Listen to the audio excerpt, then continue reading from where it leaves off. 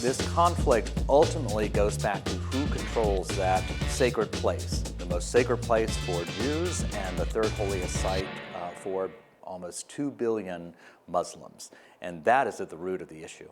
That's just a tiny sample of our conversation with Andrew Lawler. The journalist is our guest for this week's edition of Studio 5 with me, your host, Ephraim Graham.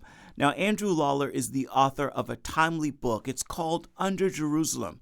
We sat down to talk about the book and his National Geographic article, Under the Dome, which shines a light on the Dome of the Rock in Jerusalem.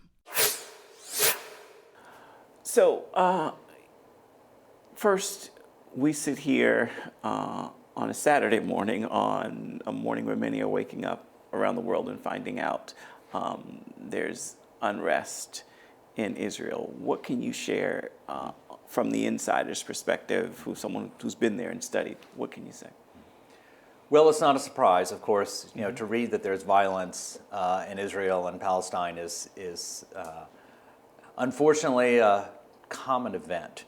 And the one thing that these conflicts all have in common is that they revolve around what goes on the Temple Mount. That is the ancient Acropolis of Jerusalem, which the Muslims call the Noble Sanctuary. And so this conflict ultimately goes back to who controls that sacred place, the most sacred place for Jews and the third holiest site for almost 2 billion Muslims. And that is at the root of the issue. Mm-hmm. So now let's get to your work. What's buried under the most contested city in the world? Well, Jerusalem is an unusual place, not just because it's the home of 3 monotheisms, but also because Jerusalem is unusual in its geology. So underneath Jerusalem are caves and fissures that have been hollowed out by water. It's all limestone beneath. And over the centuries and millennium, people have taken that rock that's beneath, cut it up, taken it upstairs, and turned it into the Jerusalem that we see today. Mm-hmm. So as a result, Jerusalem underground is a very rich and varied place full of cisterns and caves and all kinds of ancient halls and homes that have been covered over the centuries and millennia. Have you been able to get down and see much of that? Oh, yes, although I don't think anybody has been into all of the underground spaces in Jerusalem. There are so many that are tourist sites that people can go and visit, such as at the City of David National Park. But there are also places in the old city, underneath Arab shops, underneath Jewish homes, where you can go below and find amazing remains that date back thousands of years.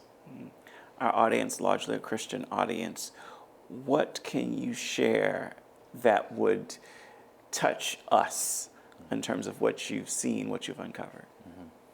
Well, archaeology has played a big role in helping people of faith to know where to go in order to worship. Mm-hmm. The Holy Sepulchre, for example, is a traditional place where Catholics and Greek Orthodox and many other Christian sects have gone for thousands of years to worship at the site of the place where Jesus is said to have been crucified and buried and resurrected. Now, there are those who disagree that that's the place where it all actually happened. We were talking earlier about the Garden Tomb, which is an alternative place just outside of the walls. And archaeology has been very helpful in helping people to figure out what was Jerusalem like, particularly in the first century CE, in the time of Jesus. And we know from archaeology that although the Holy Sepulchre appears to be in the middle of the old city, and the Gospels, of course, say that Jesus was buried outside of the walls, that would seem to be a contradiction. But in fact, when archaeologists began digging in the late 19th century, a German and Russian team, they discovered that the walls of the first century Jerusalem actually were located to the east of where the Holy Sepulchre is today. That means that the site, the traditional site of Jesus' tomb and his resurrection, is in fact located outside of the walls of first century Jerusalem. So there's an example where scientists have been working to try and figure out what is the truth behind many of these legends and traditions. As a journalist, what inspired you to explore this? We saw an article in National Geographic, and now you've got a book. What inspired you to do this? Well, I've been writing about archaeology in the Middle East for a couple of decades. And for the most part, I really enjoyed going to places that were out in the desert where you're looking at very, very ancient sites. It's kind of simple. You talk to the archaeologists and the people who are digging, do a story, and go home. I avoided Jerusalem because it is such a complicated and difficult place. There's so much politics and religion along with the science that it made it just too big of a challenge. And then one day I made the mistake of taking an Israeli archaeologist friend up on his offer for lunch and a stroll through Jerusalem.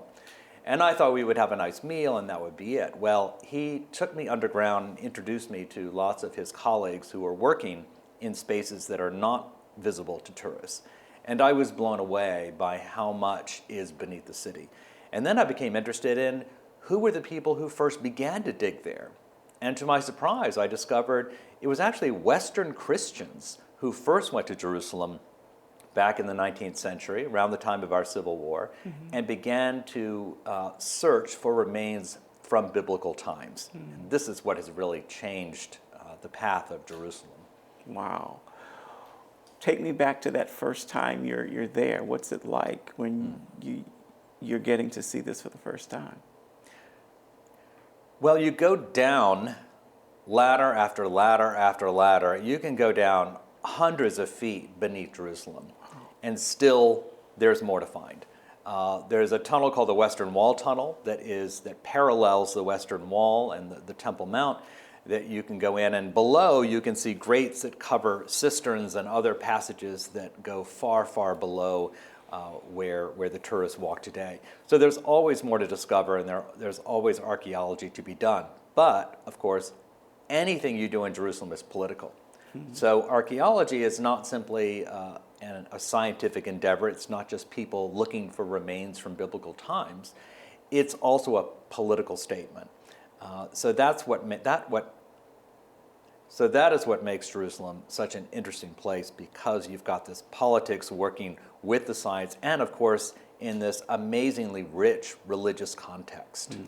Take me inside the National Geographic cover story. What inspired that, and what's been the response? So think about the Temple Mount. The Temple Mount is basically a rectangular box. It's been there for 3,000 years. Maybe longer. It's been a place where people have worshipped. Even before the time of the Israelites, it possibly was a site of an ancient temple. So it's an amazing place. Let me back up. Can I start that over? Sure. Yeah. Let's start with the Temple Mount. The Temple Mount is like a rectangular box. And for at least 3,000 years, people have been worshiping there. So it's a very sacred place. And I was interested in the history of this place, and particularly the one most famous building that sits on top of it today, and that is the Dome of the Rock. Right. So this is that golden domed temple shrine that people see on postcards today. If you go to Jerusalem, you can't help but see it, since it gleams out over the horizon. And it's an octagonal building with a dome on top that sits over a rock. And this rock is probably one of the most sacred places on earth. It's sacred to Jews and Christians and Muslims. They all have different stories about what happened there, and we don't really know for sure. But we do know that it's a place that people have imbued with meaning for many, many centuries.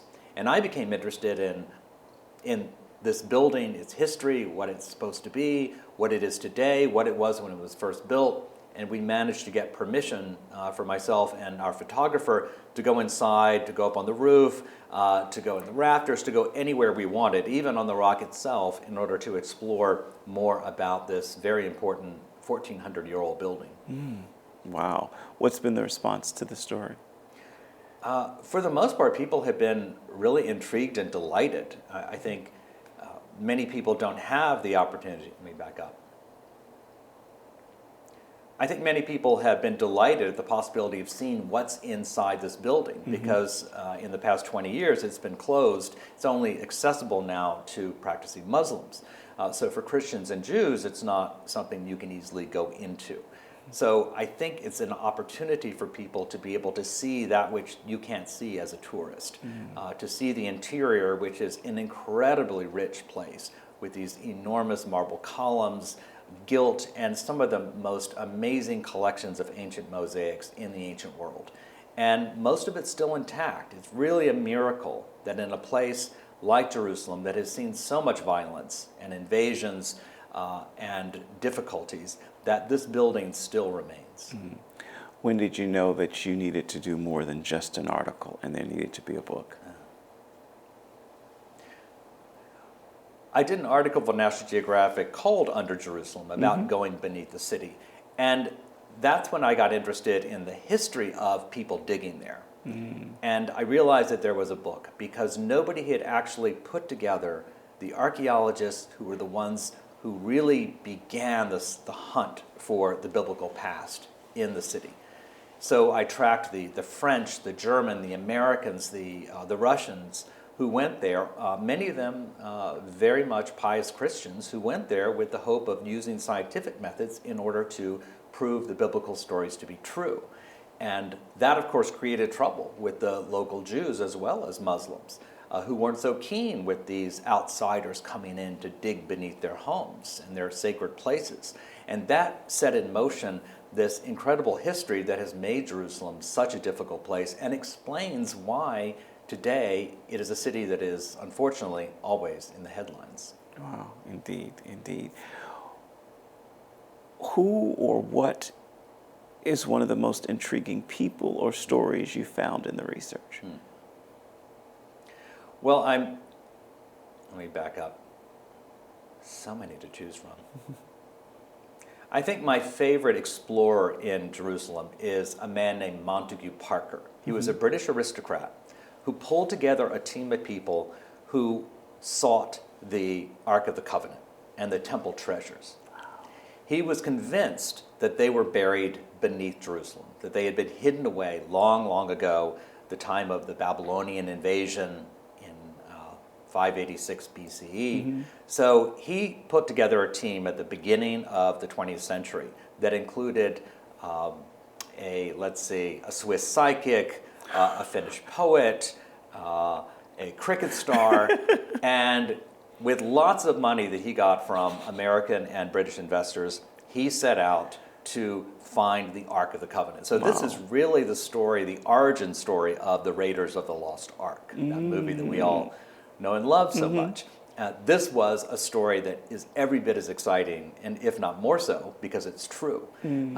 He got together and they dug for 2 years beneath Jerusalem, massive tunnels. They brought in the subway engineer for the London Tube to drive enormous tunnels beneath the city so they could find these important treasures, which they hoped to sell on the art market. This was not really a religious effort. This was all about selling these valuable, some of the most valuable and interesting artifacts in the world.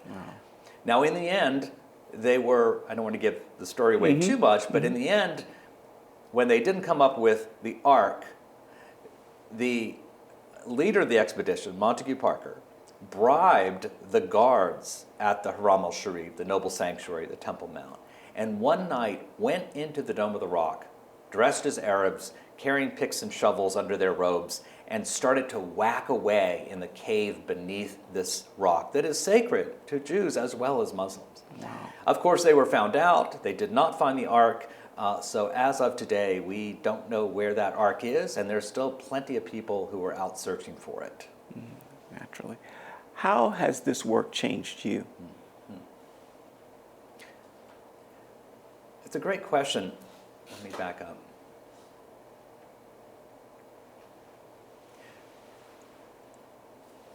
How has it changed me?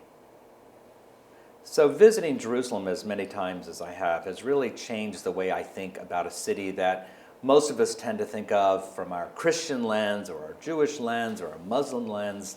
And I've come to see Jerusalem as this amazing combination of cultures and traditions and religious innovations and religious events that have created a unique place that you can't find anywhere else in the world. And a place like the Temple Mount is magical because it is a combination of all of these peoples coming together over 3,000 years to create something that is beautiful, to create something that is rich, to create something that has deep meaning. So for me, that gives me some hope that Jerusalem one day, maybe someday, could be the place of peace that so many of us wish it could be. Indeed. Thank you. Thank you. Andrew's book, Under Jerusalem, is available wherever you purchase your reading material. I want to thank you so much for joining us for this edition of Conversations from Studio 5. Thank you so much for making this your destination for uplifting interviews when it comes to the world of entertainment. Hope you'll join us again right here next week. Next week, we're going to sit down with Tommy Woodard and Eddie James, who are known as the Skit Guys. Trust me, this conversation is one that is going to keep you laughing and bring a smile to your face. For more information on our show, please be sure to check out our Facebook page. You can also find us on Instagram simply by searching Studio 5. I'm your host, Ephraim Graham. Thank you for joining me this week. I look forward to seeing you next week right here on the podcast.